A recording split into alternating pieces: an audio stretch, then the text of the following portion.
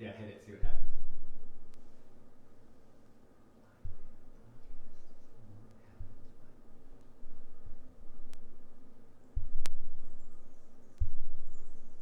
What? Is this live now? Yeah, we know we're live. We're just gonna. Hey everyone, we're just getting stuff figured out. Hi Max. Hi Joan. Oh. Show. Ha. Ha ha. Okay. And then does it Are go you on away? right now? This is so meta that you're on, but you're not on. What time is it? It is. 8:31. Brandon says, hey. Hey. Wow. 8:31. Okay.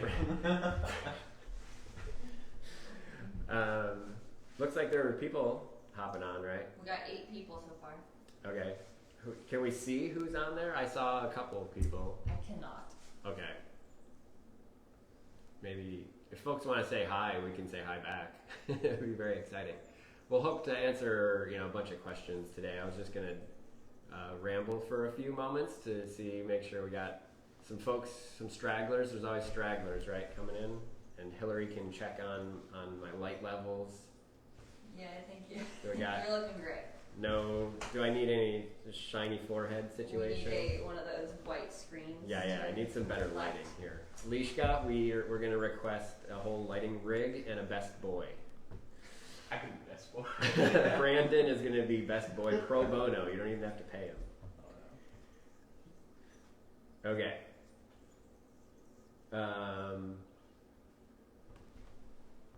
Sun is coming out. This is very exciting. Look at that.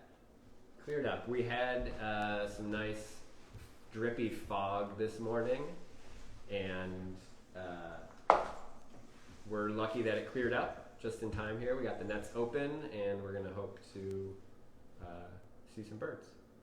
So I guess I'll go ahead and get started now.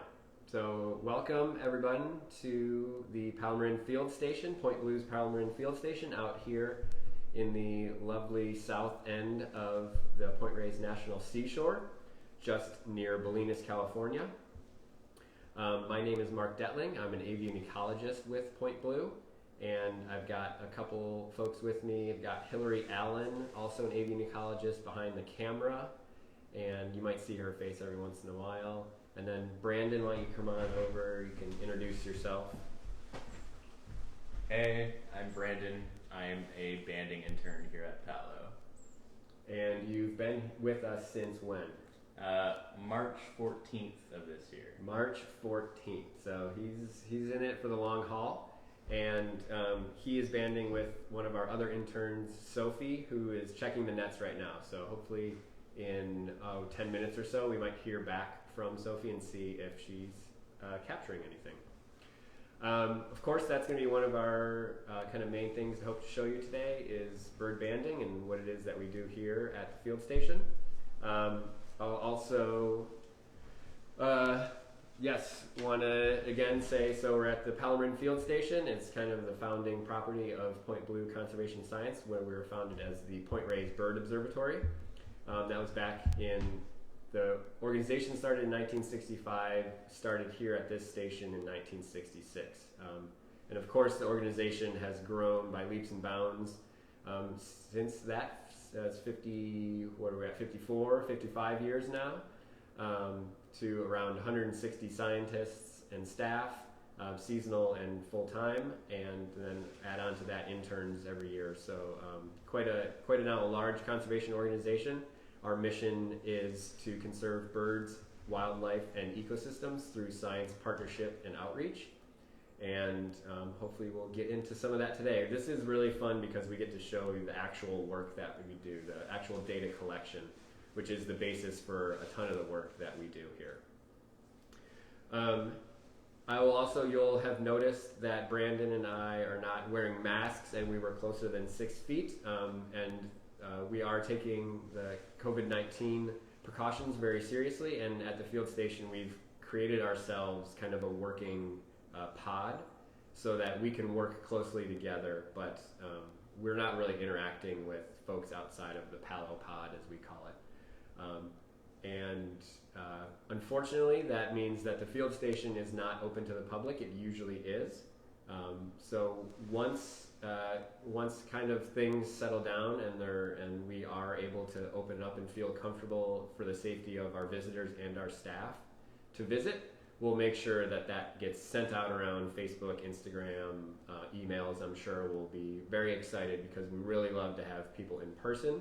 Even though these live events are exciting and fun, we still want to make sure that folks can get back out here in person and see live birds and really get excited and really get a feel for how the research happens. I have a good first question here great. To kind of start Sure, things. yeah. So can you speak to why bird banding is crucial and what is the overall goal of doing this? Pretty good general. Yeah. So bird banding, right? So it's a really special thing to get to do because you get to see birds up close and you get to examine them much more closely than you would be able to if you were only using binoculars, say. So with the data that we get, the information that we get from bird banding, we can't get otherwise. And that information is stuff about the age of the bird, the sex of the individual, and then different numbers and timing of birds when we catch them. So we can also get information about their body condition. So we look at birds and see how much fat they're carrying. And that can be really important. So we're going to talk a lot about migration today, and fat is something that it's the bird's fuel tank. And so during these migratory times, we look for birds that have good stores of fat to get them to be able to make the next jump to their next migratory stopover. And so this bird banding information it's almost something like census information in that we have these very specific points of data that we can help tell us a story about the way the populations may be changing and why they might be changing. A really simple example is that, let's say for 5 years running, you catch 50% young birds and 50% older birds, and then this year you catch only 25% young birds and then 75% older birds. That might tell you something about that previous spring's breeding season. And if we keep monitoring that year after year after year, we'll get an idea of what might be causing good years of breeding or bad years of breeding. Or during migration, we might see certain species one year and fewer species the other. So great question. There's a ton of information and there's a ton of things that we can only do with bird banding. The last one I'll mention, since we are talking about migration, and we didn't mention in one of our previous lives, was using geolocators, so small electronic tags on birds. And the only way to actually put them on a bird is to catch them. And so the techniques that we use here have been used for over 100 years, and the training that I received and the training that we give to our interns is very intensive and very much focused on bird safety and proper collection of data. So really something that is a unique opportunity to learn about birds, and we take very seriously, and we're very excited to share with folks. So great. So yeah, feel free to keep asking questions, and we have other people pop on. I'll wave to everyone. Anybody new that came on, great to see you. We're excited here. I think you saw on the Facebook page today is World Migratory Bird Day. We're pretty much right in the middle of the fall migration here in the Northern Hemisphere. And we've got lots of birds on their way, from their northern breeding grounds to their wintering grounds, which might be right here in California or as far south as South America. So a really cool day to celebrate migratory birds and the connectivity between the entire North and South American continents. It's an amazing thing to think about that these tiny birds are making such a big migration. We have Sophie, who just came in the door. She's going to be on screen in a second and processing this bird. Yeah, come on. So we're super lucky. The nets just got opened. It was a little bit foggy and rainy, but now it is cleared up. It's actually like night and day. It's now blue skies and sunny. So we're got the nets open and we caught a bird, and we'll see what it is that we got. Okay. We have a thrush. So what Sophie is doing right now, you can unscrew it even, yeah, is we've got a couple thrushes that look very similar, and she's just trying to check a few things about the wing morphology, as we call it, so the shape of certain feathers and length of them to see what species it is. And what are you seeing? I'm seeing that the 6th primary is emarginated, which means it has a little dip in it right here, and that it is longer than P9, which tells me that it's a hermit thrush. Cool. And also, yeah, we'll keep going. So the next step, identifying the bird, is the first step, and the next step is to put on a band, which is a uniquely numbered band, and hopefully some of you have seen this before. Sophie's just double checking the size. These birds usually get 1 Bs. One or 1 Bs. Yeah, 1 or 1 B. So we want to make sure that the size of the band is correct. It's not too tight or too loose. What is a primary? Oh, what is a primary? It's a flight feather that is in this part of the wing. So they're, the big feathers of the wing. So the kind of largest feathers on the bird of the wing are put into 2 categories: secondaries, which are closer to the bird's body, and primaries, which are the ones that are further out towards the tip of the wing. Okay. This number is 2821611705. Great, that is in sequence. And we got you guys caught a Swainson's thrush the other day. That's cool. Hermit thrush. Okay. What net was it from? 2-3. Okay.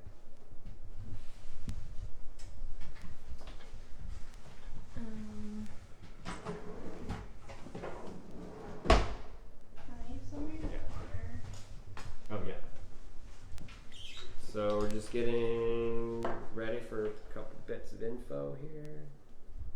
I can talk a little bit about what Sophie already did also. So she put Wonderful. one of these bands on the bird's leg using these banding pliers, which are special tools that to open. They have a little pin here to open up the band, and then holes in the pliers to close the band safely around the bird's leg. Yeah, and what she did is just step outside to get a little better light. Sometimes the lighting for this next step, which we call sculling, is what she's trying to do. So she's parting the feathers on the bird's head to look at, you can look through the skin on a bird's head and see the development of the bird's skull. And this helps us identifying the age of the bird. I'm gonna call it a 2. So a 2, so something like this. So it goes from 0 to 6, and this is just a rating system, not has anything to do with time. But this is when the skull development is completed. And so it's just in the beginning stages, which means that this bird was hatched this year, which we call a hatch year. So we have some very specific terms about the ages of birds. Generally, it's just 2 categories: birds that were hatched this year versus birds that were hatched some previous year. We can't get that detailed, especially with a species like this, on knowing if it's 5 or 6 years old. Does it have any Buffy tips or anything? Kind Kind of not really. It's Yeah. a pale tips. Let's just leave it at 2S9. Mhm. Okay, what else you got? 0 BP and CP. Oh, flies. The flies. Flies. It's fly season here in West Marin. And fat is a 3. Fat's a 3. Okay. So again, we were talking about the fat being a characteristic that we look for in birds, and it's not necessarily bad to have 0 fat. especially if this bird is going to spend the rest of its winter here, it doesn't need to have extra weight. It's birds that are kind of making those big migratory jumps that we kind of look for that buildup of fat. This bird is not molting. Okay. And where is a 2, fade is 0. Okay. So just a few other small things that we are looking at for these birds, if they're growing feathers, and then the condition of some of those flight feathers, those primaries that we were talking about, those outer big feathers on the wing. Another measurement that's happening here is the wing chord, and it's the length of the wing. It's similar to taking a person's height. It's a general size. Ooh, scrub jay. This one's 91. 91. We have a question about why is she blowing on the bird. Also, Alicia, this is Hillary Allen, avian ecologist at Palomrin Field Station behind the camera. So I'll talk about blowing in 1 second. We're just going to weigh this bird. So we have to put it in a different canister to hold it there. 26.1. And it's 26.1 grams, which is not very much. This bird probably bred somewhere up in Canada or Alaska. Blowing on the bird is a way to part those feathers. Oh, there's a bird in that. Oh, it got out. Jay. Nice. So if we're looking for that fat, we need to see the skin, and so we have to blow on the feathers to part the feathers to see the skin. So that's why we blow on the bird. Also to look for those molting feathers. If you saw me run out of the frame for a second, it was because there was a scrub jay in the net that's closest to the lab that got out. So sorry everyone. Diana tried to get it, but she was not quick enough. So I think maybe we'll just go outside. Let's not put it on yet. Maybe. No, let's go ahead. I want to show. We have some guests dropping in. Do it, but don't we want it on the? Yeah, screw it in there, and then we pointed out the door, but pointed out this direction, and then Sophie will sit around. If you can put your mask up. Okay. Pointed out the door, and then I'm just gonna have Sophie be able to show them from a distance the bird. No, like take it all the way over. Okay, okay. Let's go.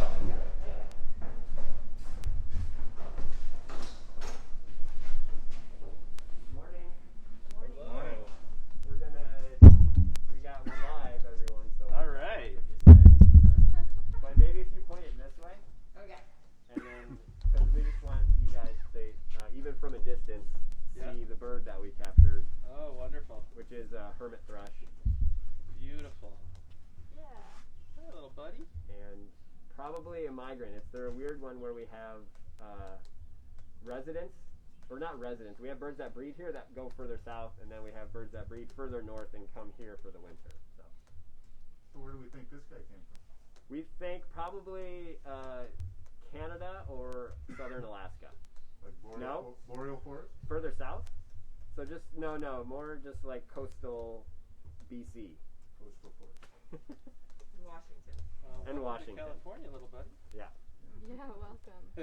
So, and then if you can kind of, release it so it's semi on camera. Can you see this? Yep. There we go. Yay. So, I'll figure out exactly how to do this. You can do that. You can leave it right there, sure. From behind the camera, I'll just say we've got some visitors today that are doing their Bird-A-Thon, and if you didn't know already, Point Blue's, show the link. Great. One of Point Blue's major fundraising times is this year, or this time of year, September 15th through October 15th, where we have folks go out and raise money during a Bird-A-Thon, so counting as many species as you can.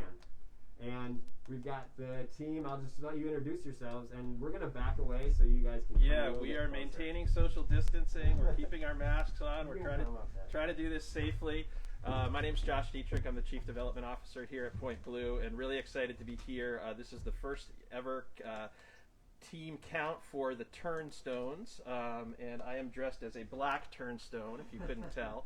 But we're really excited to be out here today. It's been a beautiful morning. We saw a moonbow on the way here. We've seen some really amazing species. And I just want to encourage people to engage in our bird-a-thon. It's a really fun way to get outside right now and spend some time in nature. And you don't have to be an expert. You can be anywhere along the arc of learning about this. It's a great way to engage and a great way to support a great cause. I'd like to bring Jeff Geipel up to the camera next. He's going to give an update on our count so far. So this is my 36th bird-a-thon. Always one of my favorite days of the year. Get out with a bunch of folks, and we've got some newbies, as you see. Nancy, who you'll meet in a second, her first bird-a-thon, and Josh's first bird-a-thon too. That's so I got to go along, show folks how to do it, how to count birds twice. We saw a grebe that we couldn't identify, and so we called it a Western and a Clark's. So, but don't tell my sponsors that. Again, great day. I haven't been out to Paladin in 6 months since the pandemic started. I'm always amazed how pretty it is out here, how gorgeous. Just to drive out here was fantastic. The trees are growing so fast, it's becoming a forest of habitat. No wonder the hermit thrush likes it here now. It used to be coastal scrub, but since I've been here, it's gone from the bushes about this high to the trees 20, 30 feet now. So it's spectacular to be here as always. And thank you, interns for mist netting. Might get us a few birds that we won't, are hard to see. Yeah. Hope we need a Pacific Wren. Have you caught any of those today? No. That was our first bird. Oh, darn it. A little late for that, I guess. But Who are you? oh, Jeff Geipel.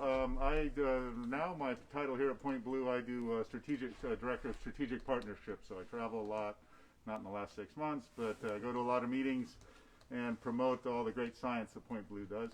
I used to run this field station for 20 years as the director of the terrestrial land bird program. That was this place is near and dear to my heart, and started as an intern in 1980. So again, this is why I've been doing this for so long. But enough on me.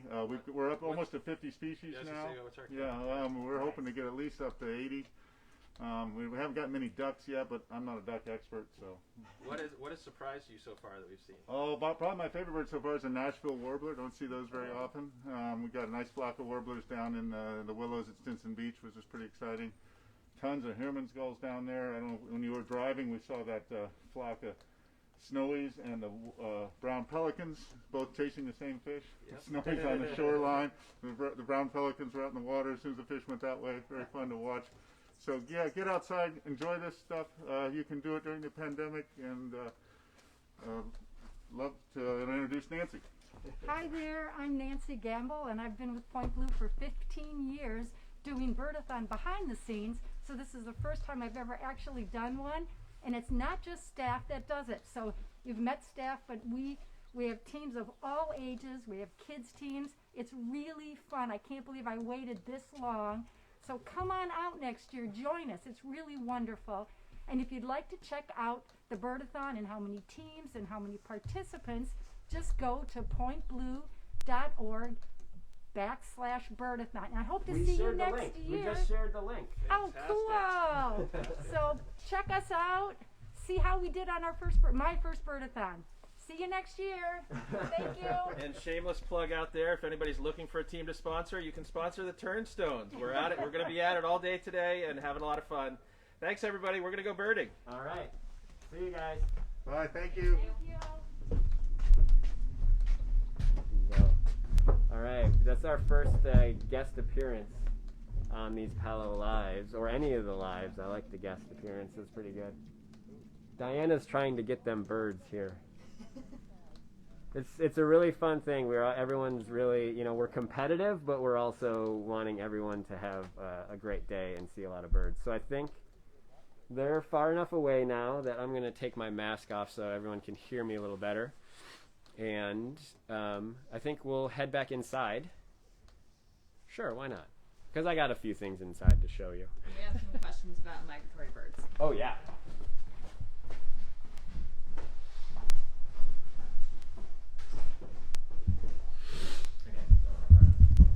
All right, and just so you know, Brandon is going to check the nets right now, so it'll be 10 minutes or so, 10, 15 minutes, but hopefully he'll come back with another bird, and we'll get to show you that.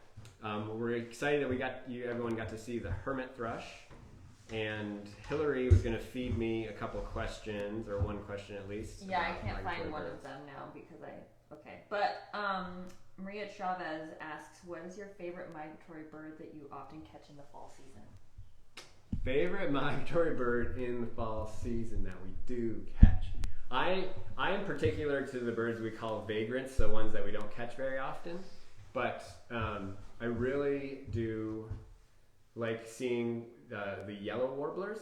They're a species that they're interesting in that they migrate through here in the spring and the fall, but mostly we only catch them in the fall. In the spring, I think they're going quicker, and so they don't stop here very much, and they keep going. And it's actually a very common warbler throughout North America, but they don't breed right here in large numbers in Marin County. There's small numbers of them here, so it's really great when we get to see them, and they're just often this really like vibrant yellow that it's just hard to look away from.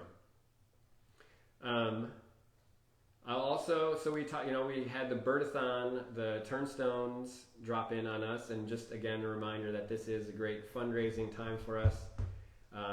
I'll plug the couple of teams that I was actually on 3 teams this year because I love Bird-A-Thon, and it's just the best time of year to be kind of out and birding to help raise money. So we've got the Towies, the kickoff team that Lishka and I and several others. Jeff was actually on that team too.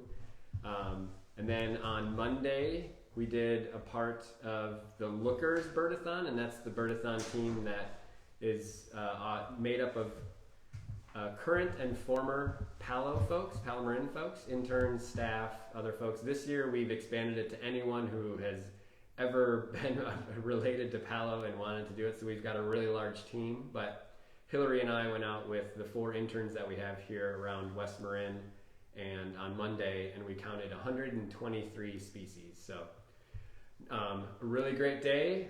We were able to, with the help of Diana Humple, see a tropical kingbird near Stinson, and that was probably the most unusual bird that we saw all day. But we got to see some other great things just being out in nature. We had a badger that Hillary spotted. We had lots of ducks and on Abbott's Lagoon. And yeah, we did a great job and had a lot of fun. I'm just checking in with Hillary to see if there's other questions. There's a question about, can we hear more from the interns and their best vagrant stories?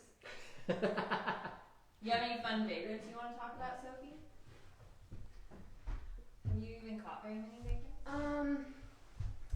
I was an intern actually in 2019 as well in the summer, and so I remember we did catch an American redstart, which is a vagrant.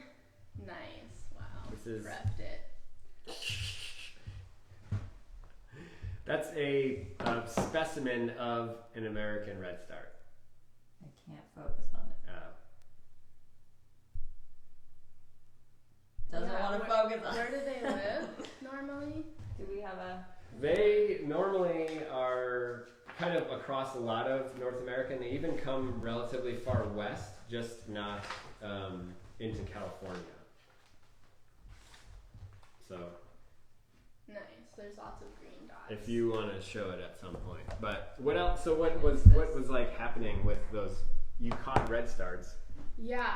So I only caught one, but I remember the other interns caught another redstart, and so there's 2 redstarts over in Redwood Creek, which is one of our offsites. Yeah, and they actually showed signs of breeding. Right. We never found a nest or anything, but that's a really cool record that again, without banding, we wouldn't have been able to kind of get that very detailed information about breeding condition, we say. So one of the things is a brood patch, which females often get when they're sitting on eggs. So redstart. So we can have these. So I think maybe we used the term vagrant once or twice, but didn't really define it. And that's just for us a bird that is outside of its normal range. And we can have those any time of year really, but it happens more frequently in the spring and fall. Kind of especially in the fall because there's just more birds around. So you can think about in the spring, it's only the adults that have survived, or only the birds that have survived through the winter. But in the fall migration, you have those adults plus any of the young that were hatched that year. So there's just kind of more birds migrating in the fall, and so there's a higher chance that you might see something unusual. And see, earlier this year, there was a brewer's sparrow that they captured. I think it was our third something over the past 50 years, a very rare one for us. Earlier this fall, a willow flycatcher, which there's kind of different degrees of vagrants, so how rare it is, and so a willow flycatcher is more of a regular vagrant, so we kind of expect to catch one of those each year. Sophie's got to go do the weather, so that's why Sophie left. We can bring her back on when she's finished with the weather. What birds are just arriving at the field station here? Yeah, so over the past, I would say, couple weeks, fox sparrows. One of our favorite birds, the golden crown sparrow, was first captured on September 22nd. And we don't actually see many golden crowns around here anymore because if you remember what Jeff was saying about the vegetation here has changed quite a bit, and golden crown sparrows like more scrubby open areas, and we've got a lot of forest. We still have some scrub around, so we have usually a small flock of golden crowns that hangs out here during the winter. So those guys, the yellow-rumped warblers, they stick around. Townsend's warblers, Townsend started maybe 3 weeks ago coming, and the yellow rumps maybe a week and a half or so. They just started showing up. Ruby crown kinglets. Oh, that's another very exciting one. That was probably about 2 weeks ago, I would say, something like that. Hillary, what do you think? Yeah, I think that we first heard them a little bit, maybe even a little bit before we caught our first golden crown sparrow. But Okay. we started catching them more recently, like in the last week or two. So. Yeah, so it's a really exciting time of year where, earlier this fall we were catching lots of Wilson's warblers, and those have pretty much left further south. And, we get replacements. We're in such a lucky place here in Central California that we have lots of wintering birds as well. And so the ruby crown kinglets coming in is very exciting, and we get interns to get to see and learn about new species. And, yeah. I have a question for interns, but also I think this is a good one just for anyone. Okay. I'd like to hear from the interns about any notable behavior traits or most spunky or charismatic species that you've encountered. Whoa. Well, I guess the first thing that comes to mind is the pileated woodpecker that we caught the other day, because it just looked so spunky. It had like its red feathers standing straight up, and so it was just like this, I don't know, it looked like a Muppet wig, like it just had like all these red feathers sticking straight up, and it was quite charismatic, quite screamy. It actually kind of sounded like a human baby screaming. So yeah, that stands out because it was like 3 days ago. Yeah. I'd say woodpeckers have a lot of they're I don't know the word I'm trying to think of, but they're very they're very like kicky. Not kicky is not the word, but they're strong, and so you have to be very like kind of careful with them. Yeah. There's the other one making me think of, I don't know, it's squirmy is how I describe song sparrows. They're always looking for like a little way to get loose, and so you got to be very careful when holding them. And then Pacific wrens. Yeah. Pacific wrens, which are this tiny. They're notorious. Yeah, this tiny fluff of anger sometimes. Yeah. No, it is. there definitely are some species that are much more docile. So I was saying about the warblers in general. So yellow warblers usually just kind of hang out. Yellow rumps also. But then yeah, you get woodpeckers or some sparrows and stuff, and they're a little less willing to just submit to the banding process. Yeah. Definitely. Hey Sophie. Mm-hmm. Oh shoot, I can't see this question anymore. Just a moment. How did you get to become an intern, and why did you want to be an intern here at the field station?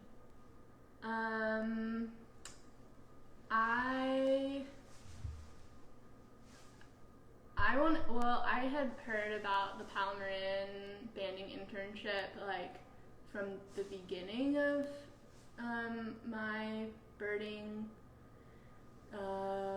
experience, or just like from when I first became interested in birds. I had professors that talked about this internship. It's pretty notorious, and so yeah, it was something that I always had interest in, but you can't really do it when you're in college. So I had to graduate first, and because it's like 5 to 6 months oftentimes.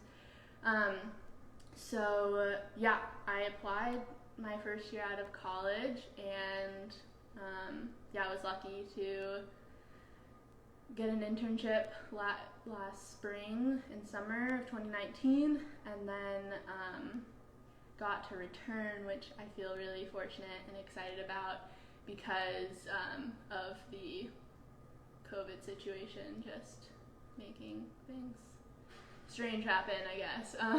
So yeah, I got to return this September, and I will be here until March.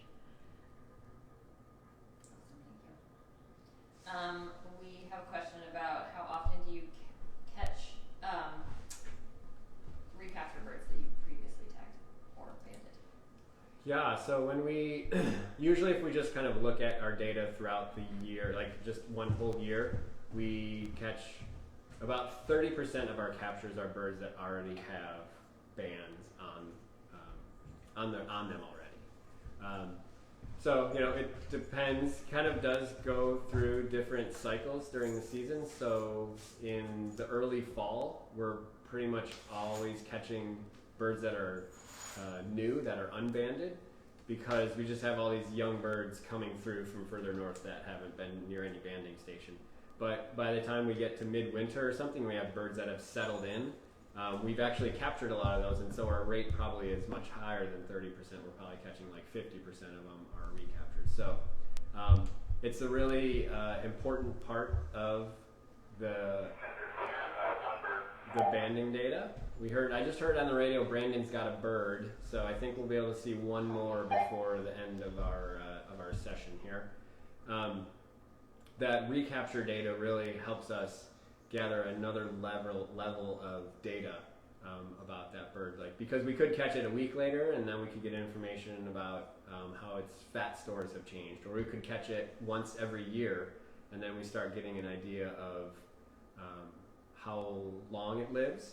We get an idea if it's a migratory bird. We get an idea that it's very faithful to its wintering or breeding ground, and so those recaptures are really cool.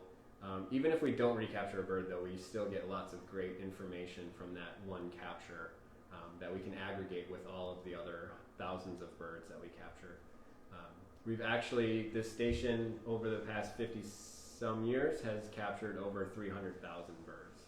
Wow. So, pretty amazing feat. Hillary, I think, was going to show a little bit of what those bands look like. Yeah, we had a question about the hummingbird bands and wanting to see them next to a normal band. Okay. So we have here, oh my gosh, the lighting is kind of...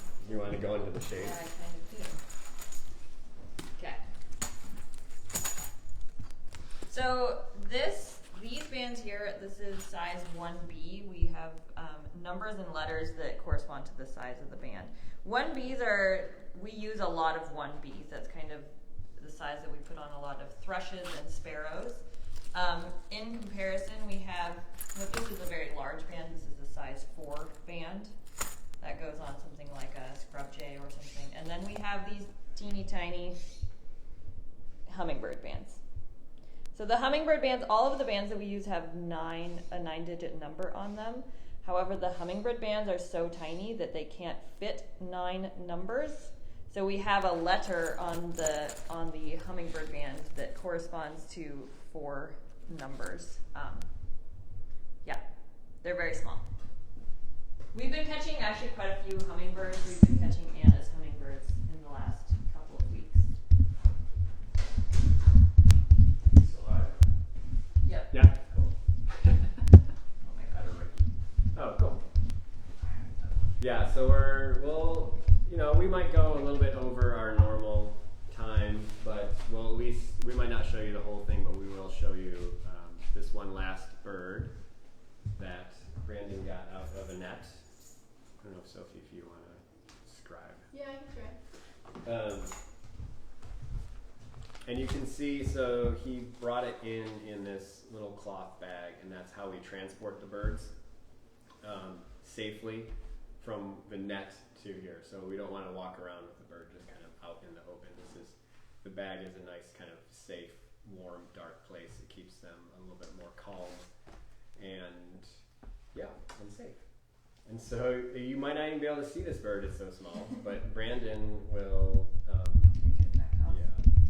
and then you can kind of just lean over once. You can try taking your one finger off, yeah. And what is this, Brandon? It's a ruby-crowned kinglet. And I don't see anything on its crown. Yeah. So what does that mean to you? It's not an adult male. And even at this point, the Right. hatchier males would have some red. So this is a female. Mm-hmm. Very exciting. And so we were just talking about ruby crowned kinglets being one of the species that what's that? Yeah. One of the species that spends the winter here. We just say winters here. And as you can see, it's very small. It's much smaller than the hermit thrush that Sophie had. When we weigh this bird, it'll be between like 5 and 6 grams, and the hermit thrush was 26. So this bird is 1/5 of the weight, and a nickel weighs 5 grams. So even the hermit thrush was only 25 cents worth of nickels. It's priceless, of course.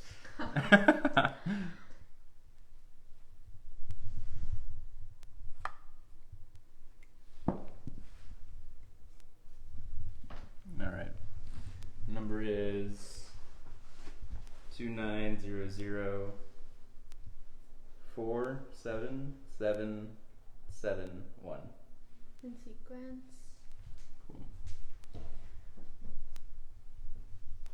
So just we're going to take the same information that we took on that hermit thrush, basically. But since it's a different species, there might be a few different things we look at. Zero. With the note. Yeah. You actually take crown. Cool. But you should look and see that there is, if there is a crown. There's no crown. So with the hermit thrush, for example, we did not assign a sex to the bird because there aren't any characteristics that we can look at this time of year to say if it's a male or a female. With these ruby-crowned kinglets, though, the males have a concealed ruby patch on their head, and the females do not. So this one is a female. And Brandon is also attempting to look at the skull, which can be a little difficult on these tiny birds, but usually we're able to still see that development and be able to tell the age of this bird. We might also look at some other characteristics, but I'll take the time while he's out there. Like, we're gonna maybe go offline shortly here, but thank everyone for joining us, and remember that you can support Point Blue. Going to the webpage, there's a big donate button at the top, or you can support through the Bird-A-Thon. We had the turnstones. We've got the lookers. We've got the other team that I was on, the Ornicycles, which did a biking bird-a-thon on Wednesday. We saw 95 species. It's past the classification date. Cool. Is there anything else you can use for it? So this one had a completely ossified is the word we use, so a completely developed skull. And so that is unhelpful at this time of year for telling us the age of the bird. We'll look at a couple other things. So they're looking at the condition and shape of certain feathers. So it becomes much more difficult to tell the age of the bird. And sometimes we just have to leave it, what we'd say is unknown aged. Actually, So- kind of squared off. Yeah. And I didn't see the BB codes. Yeah, those are kind of nice and broad to me, but you should have Mark look at it.